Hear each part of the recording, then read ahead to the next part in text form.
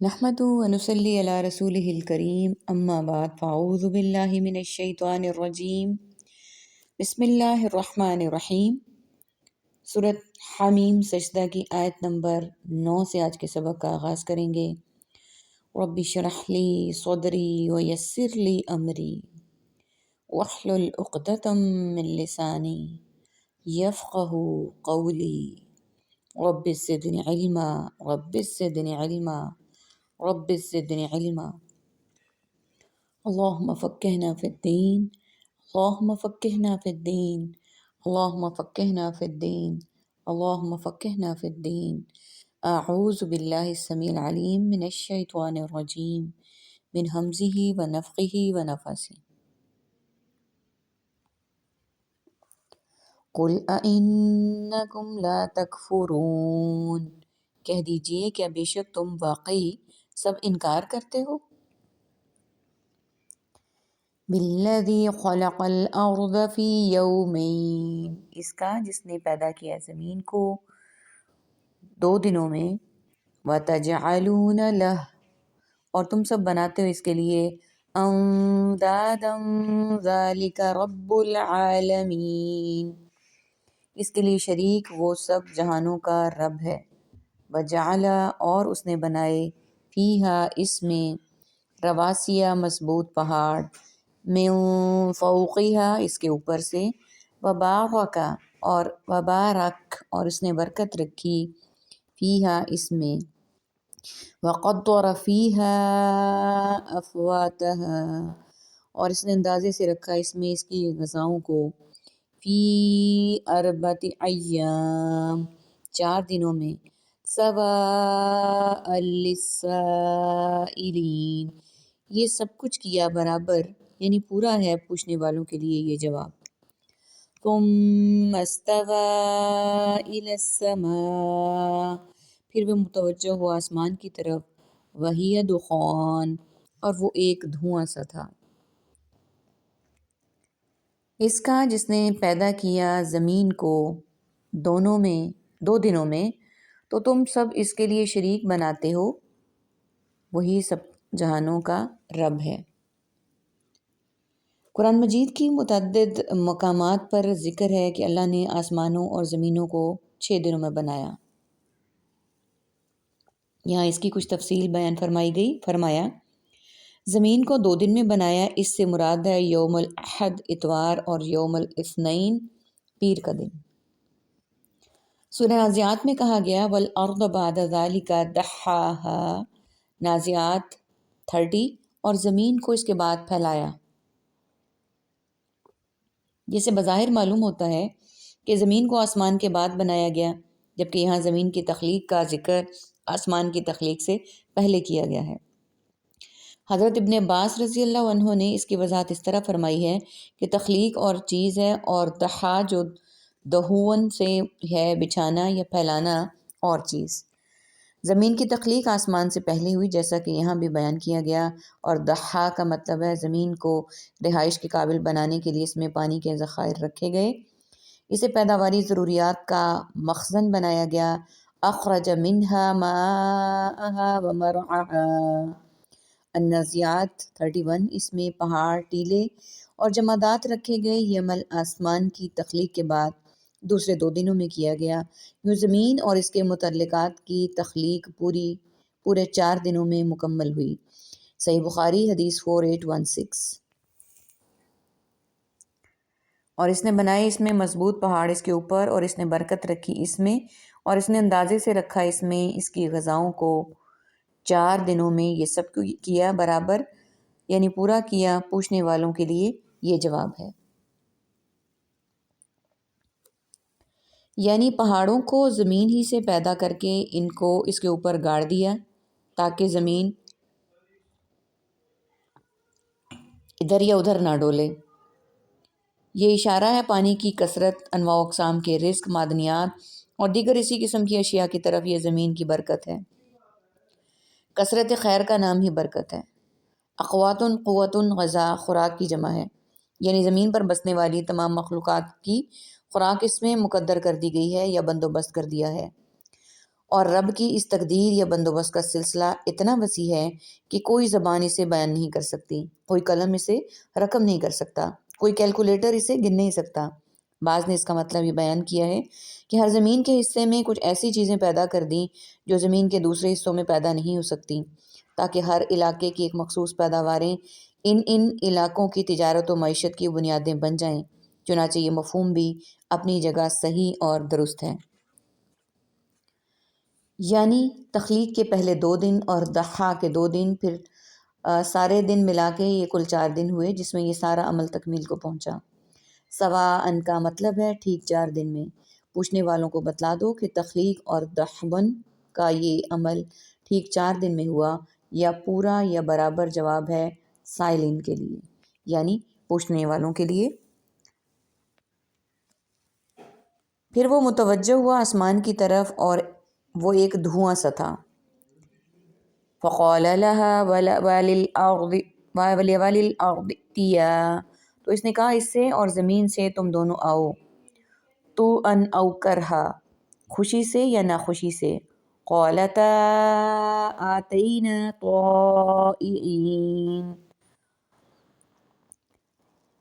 اس نے دونوں نے کہا ہم آ گئے، طائعین سب خوشی سے یعنی برضا و رغبت۔ فَقَضَاهُنَّ 7 سماوات، پس اس نے بنا دیا انہیں 7 آسمانوں میں، فی یومین 2 دنوں میں، وَأَوْحَى فِي كُلِّ سَمَاءٍ أَمْرَهَا، اور اس نے القا کیا یعنی حکم بھیجا ہر آسمان میں اس کے کام کا۔ وَزَيَّنَ السَّمَاءَ الدُّنْيَا بِمَصَابِيحَ، اور ہم نے مزین کر دیا دنیاوی آسمان کو چراغوں سے، وحفظ اور محفوظ رکھا شیطانوں سے۔ ذَلِكَ تَقْدِيرُ الْعَزِيزِ الْعَلِيمِ، یہ اندازہ تدبیر ہے بہت غالب خوب علم والے کا۔ فَإِنْ أَعْرَضُوا فَقُلْ، پھر اگر وہ سب منہ موڑ لیں تو آپ کہہ دیجئے، تو اس نے کہا اس سے اور زمین سے تم دونوں آؤ، خوشی سے یا ناخوشی سے۔ دونوں نے کہا ہم آ گئے، خوشی سے یعنی برضا و رغبت۔ یہ آنا کس طرح کا تھا اس کی کیفیت نہیں بیان کی جا سکتی۔ یہ دونوں اللہ کے پاس آئے جس طرح اس نے چاہا۔ بعض نے اس کا مفہوم لیا ہے کہ میرے حکم کی اطاعت کرو، انہوں نے کہا ٹھیک ہے ہم حاضر ہیں۔ چنانچہ اللہ نے آسمان کو حکم دیا سورج چاند اور ستارے نکال، اور زمین کو کہہ اپنی نہریں جاری کر دے اور اپنے پھل نکال دے۔ ابن کثیر، یہ مفہوم ہے کہ تم دونوں وجود میں آ جاؤ۔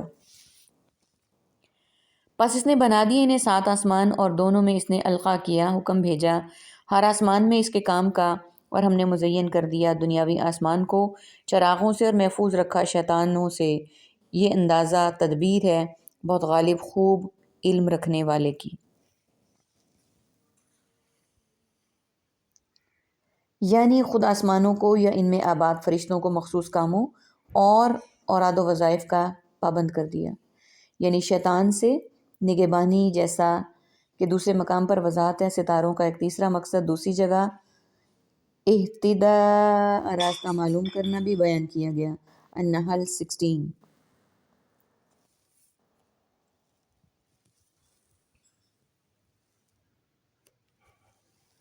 پھر اگر وہ منہ موڑ لیں تو آپ کہہ دیجئے، انذرتکم صاعقۃ مثل صاعقہ، میں نے ڈرا دیا تمہیں اس کڑک سے جو کڑک جیسی ہوگی، عاد و ثمود، عاد کی اور ثمود کی۔ اذ جاءتہم الرسل، جب آئے ان کے پاس رسول، من بین ایدیہم ومن خلفہم، ان کے ہاتھوں کے درمیان سے یعنی ان کے سامنے سے اور ان کے پیچھے سے۔ اللہ تعبدوا الا اللہ، کہ نہ تم سب عبادت کرو اللہ کے سوا کسی کی۔ قالوا، انہوں نے کہا، لو شاء ربنا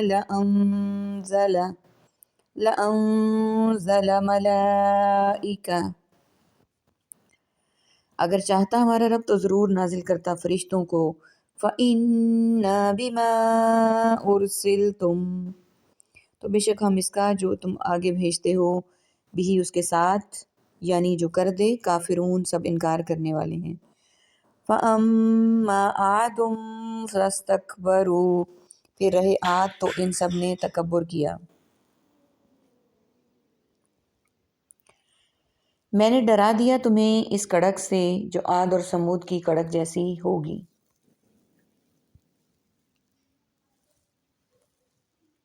ان کے پاس جب ان کے پیچھے آگے سے پیغمبر آئے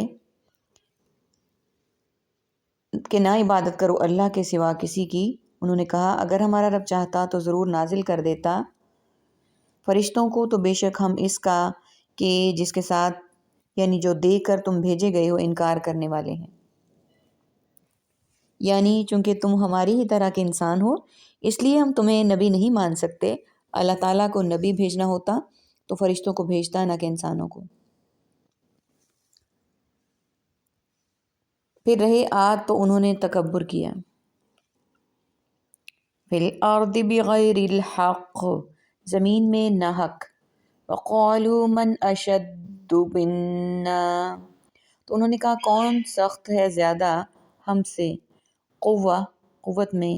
اولم یرو، اور بھلا کیا نہیں انہوں نے دیکھا، ان اللہ الذی خلقکم هو اشد، کہ بے شک اللہ جس نے پیدا کیا انہیں وہ زیادہ سخت ہے، منہم قوہ، ان سے قوت میں۔ وَكَانُوا بِآيَاتِنَا يَجْحَدُونَ، اور تھے وہ سب ہماری آیات کا انکار کرتے۔ فَأَرْسَلْنَا، تو ہم نے بھیجی، علیہم ان پر، ریحًا ہوا، صرصرا تیز و تند، فی ایام نحسات، منحوس یا مسلسل دنوں میں، لنذیقہم عذاب الخزی فی الحیاۃ الدنیا، تاکہ ہم چکھائیں انہیں رسوائی کا عذاب اور دنیاوی زندگی میں، والعذاب الآخرہ، اور یقیناً آخرت کا عذاب، اخزی وہم لا ینصرون، زیادہ رسوا کرنے والا ہے اور وہ سب مدد نہیں کیے جائیں گے۔ زمین میں ناحق، اور انہوں نے کہا کون زیادہ سخت ہے ہم سے قوت میں، اور بھلا کیا انہوں نے نہیں دیکھا کہ بے شک اللہ جس نے پیدا کیا انہیں وہ زیادہ سخت ہے ان سے قوت میں، اور ہماری آیات کا وہ انکار کرتے ہیں۔ اس فقرے سے ان کا مقصود یہ تھا کہ وہ عذاب روک لینے پر قادر ہے، کیونکہ وہ دراز قد اور نہایت زور آور تھے۔ انہوں نے اس وقت کہا کہ جب اس کے پیغمبر حضرت ہود علیہ السلام نے ان کو انداز و تنبیہ کے لیے عذاب الہی سے ڈرایا، یعنی کیا وہ اللہ سے بھی زیادہ زور آور ہیں جنہوں نے انہیں پیدا کیا اور انہیں قوت و طاقت سے نوازا؟ کیا انہوں نے ان کو بنانے کے بعد ان کی اپنی قوت اور طاقت ختم ہو گئی؟ یہ استفہام اور توبیخ کے لیے ہے۔ ان معجزات کا جو انبیاء کو ہم نے دیے تھے، یا ان دلائل کا جو پیغمبروں کے ساتھ نازل کیے گئے تھے، یا ان آیات تکوینیہ کا جو کائنات میں پھیلی اور بکھری ہوئی ہیں، تو ہم نے بھیجی ان پر سخت تند و تیز ہوا، منحوس یا مسلسل دنوں میں، تاکہ ہم چکھائیں انہیں رسوائی کا عذاب دنیاوی زندگی میں، اور یقیناً آخرت کا عذاب زیادہ رسوا کرنے والا ہے اور وہ مدد نہیں کیے جائیں گے۔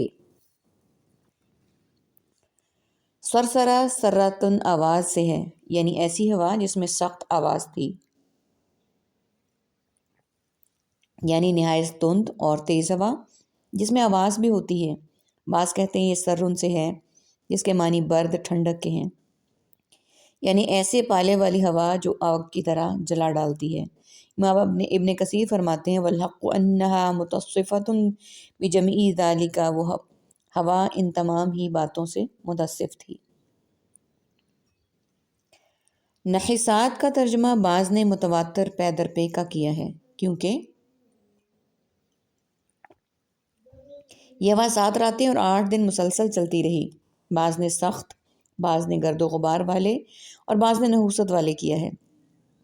آخری ترجمے کا مطلب یہ ہوگا کہ یہ ایام جن میں ان پر سخت ہوا کا طوفان جاری رہا ان کے لیے منحوس ثابت ہوئے، یہ نہیں کہ ایام ہی مطلقاً منحوس ہیں۔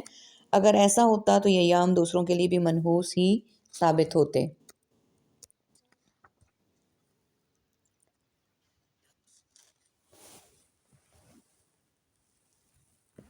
وَأَمَّا الثَّمُودُ وَأَمَّا الثَّمُودُ فَهَدَيْنَاهُمْ فَاسْتَحَبُّوا، تو رہے سمود اور ہم نے رہنمائی کی ان کی بھی، پھر بھی انہوں نے پسند کیا اندھے پن کو. فَاسْتَحَبُّوا الْعَمَى عَلَى الْهُدَى، اندھے پن کو ہدایت پر. فَأَخَذَتْهُمُ الصَّاعِقَةُ، تو پکڑ لیا انہیں کڑک نے. فَأَخَذَتْهُمُ الصَّاعِقَةُ الْعَذَابِ الْهُونِ بِمَا كَانُوا يَكْسِبُونَ، ذلیل کرنے والے عذاب کی اس وجہ سے کہ تھے وہ سب کماتے یعنی غلط عمل کرتے. وَنَجَّيْنَا الَّذِينَ آمَنُوا وَكَانُوا يَتَّقُونَ، اور ہم نے نجات دی ان لوگوں کو سب ایمان لائے اور وہ تھے سب تقوی اختیار کرتے. اور رہے سمود ہم نے ان کی بھی رہنمائی کی، پھر بھی انہوں نے پسند کیا اندھے پن کو ہدایت کے مقابلے میں، تو پکڑ لیا انہیں ذلیل کرنے والے عذاب کی کڑک نے اس وجہ سے کہ وہ کماتے یعنی غلط عمل کرتے تھے. یعنی ان کو توحید کی دعوت دی، ان کے دلائل ان کے سامنے واضح کیے، اور ان کے پیغمبر حضرت صالح علیہ السلام کے ذریعے سے ان پر حجت اتمام کی. یعنی انہوں نے مخالفت اور تکذیب کی، حتیٰ کہ ایک اونٹنی تک کو ذبح کر ڈالا جو بطور معجزہ ان کی خواہش پر چٹان سے ظاہر کی گئی تھی اور پیغمبر کی صداقت کی دلیل تھی. صاعقۃ عذاب شدید کو کہتے ہیں. ان پر یہ سخت عذاب چنگھاڑ اور زلزلے کی صورت میں آیا جس نے انہیں ذلت و رسوائی کے ساتھ تباہ و برباد کر دیا. اور ہم نے نجات دی ان لوگوں کو جو ایمان لائے اور وہ تقوی اختیار کرتے تھے. اللہم اجعلنا منہم، اللہم اجعلنا منہم، اللہم اجعلنا منہم. کہ آخری آیت جو ہم نے آج کے سبق کی پڑھی کہ ہم نے نجات دی ان لوگوں کو جو ایمان لائے تھے وہ تقوی اختیار کرتے ہیں. اللہ تعالی ہمارا شمار ان لوگوں میں کرے، آمین یا رب العالمین. وآخر دعوانا ان الحمد للہ رب العالمین. سبحانک اللہم وبحمدک، نشہد ان لا الہ الا انت، نستغفرک ونتوب الیک. السلام علیکم ورحمۃ اللہ وبرکاتہ.